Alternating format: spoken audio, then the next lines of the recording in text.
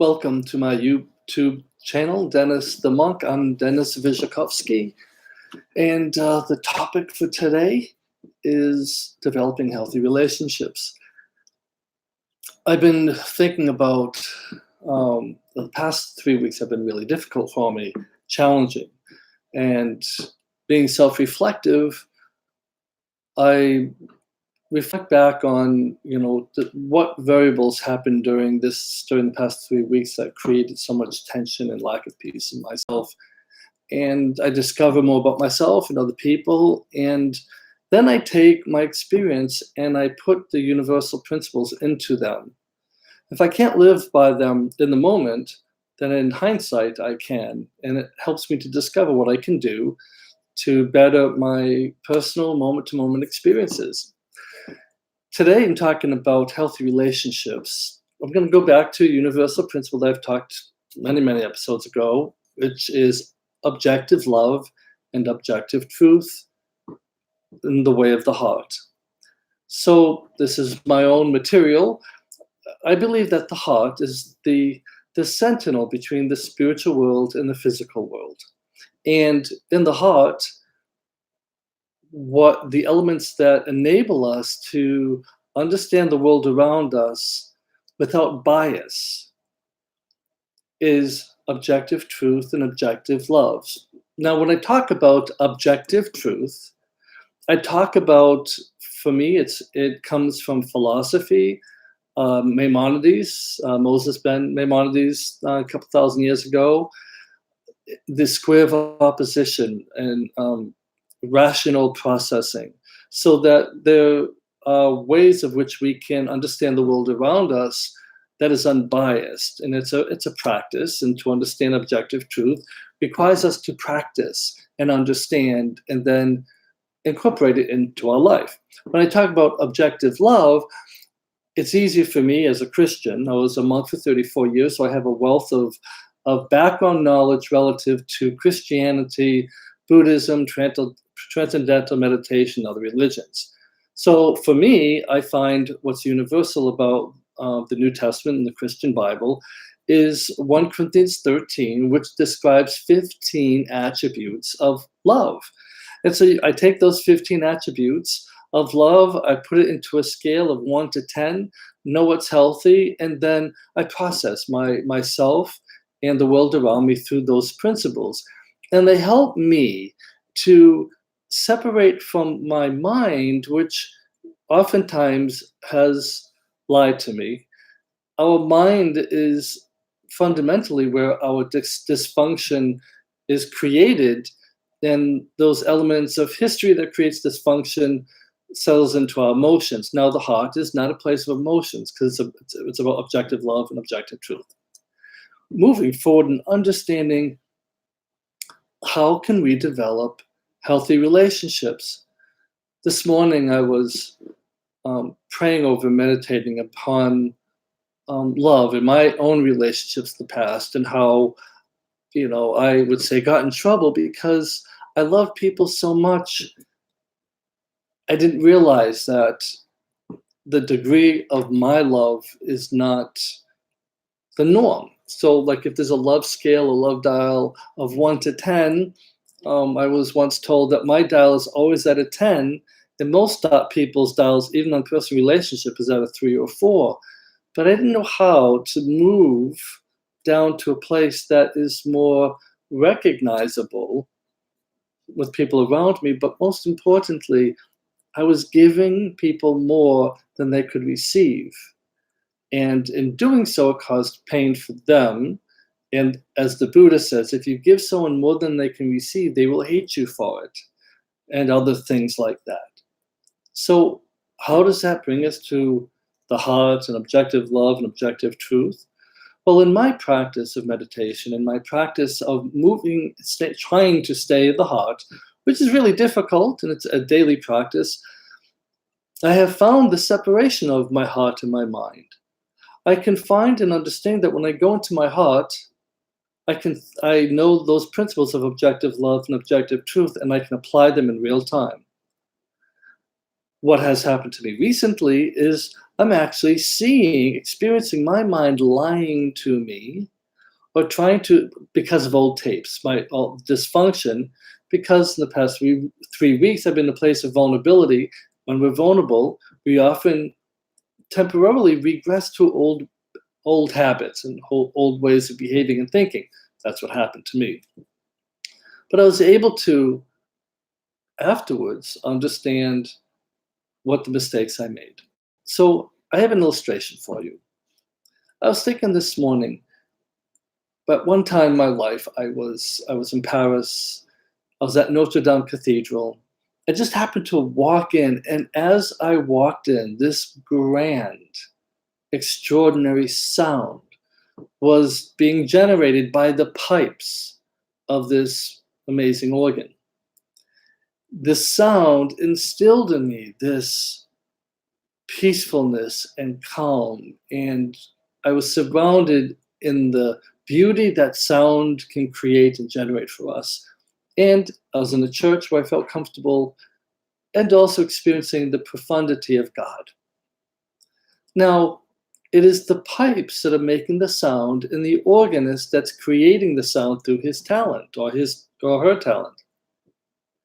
The mistake that I would make is I would take my experience of beauty created by the sound of the pipes, which was created by the organist, and then believing the best and goodness of everyone at that time, I would project what was the effects of what happened inside of me onto the organist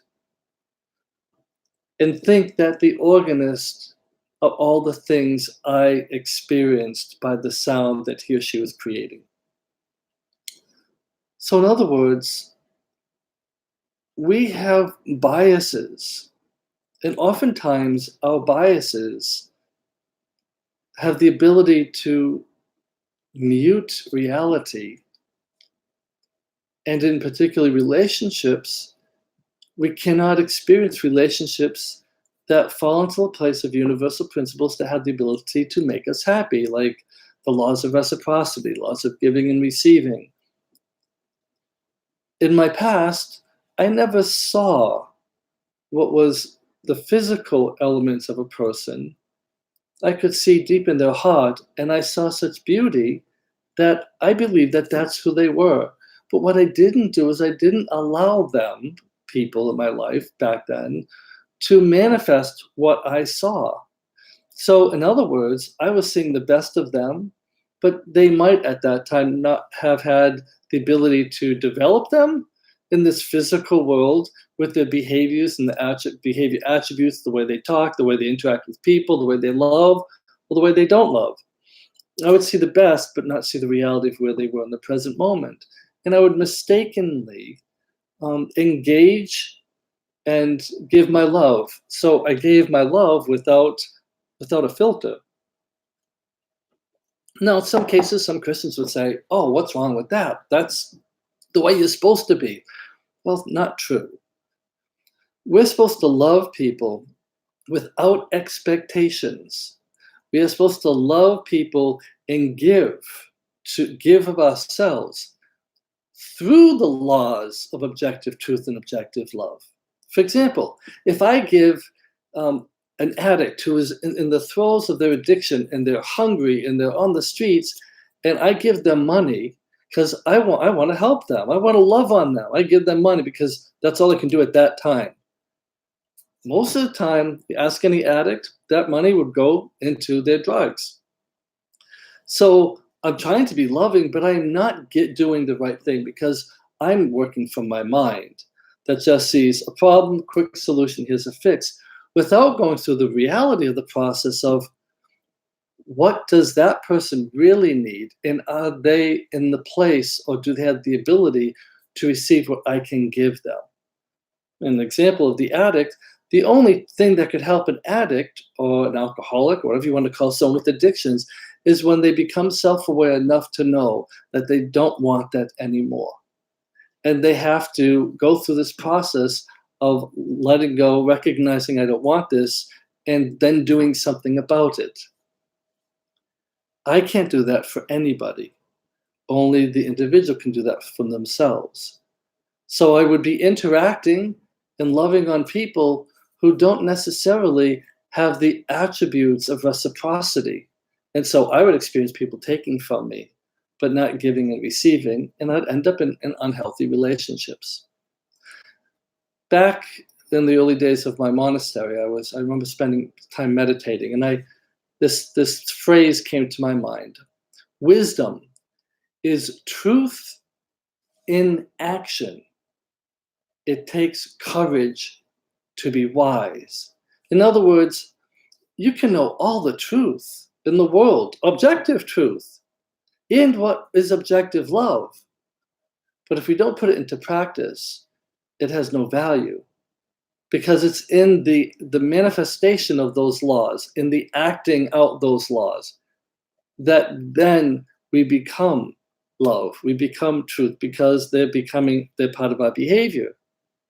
If we don't use those tools of objective love and objective truth when in relationship, we could literally be giving to someone all that we have, but they, one, may not even recognize that we're doing it because their love language may be different than what I'm trying to give them. That requires the reciprocity of communications. It requires the ability for two people to be vulnerable enough to tell their stories with truth and self-compassion in order to develop friendship. And then in that relationship, needing to use objective love and objective truth to become self-aware so that I can be healthy on my side of the relationship, and also understand on the other person's part, are they being healthy? If I fall in love with the sound of the organ pipes and then project that onto the organist, I haven't given the organist the freedom or the ability to be who they are for me to see if there's the ability to have a relationship, even if it's healthy. Because I'm taking the beauty of the sound, creating a bias within myself, and saying, oh, that person who's creating that beauty must be that beauty.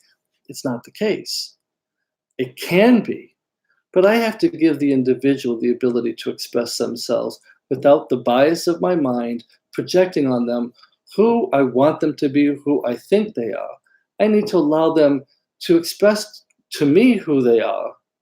And with objective love and objective truth, I can recognize if they're going to be healthy, but I'm trying to be healthy. And in that a place of objective truth and objective love, I'm also learning to say yes when I mean yes, no when I mean no. I'm able to be an individual that has feelings and opinions, and for me, hopefully based in love and truth, because that's who I want to be, so that I can interact with someone who will experience and wants to experience the same elements of love and truth.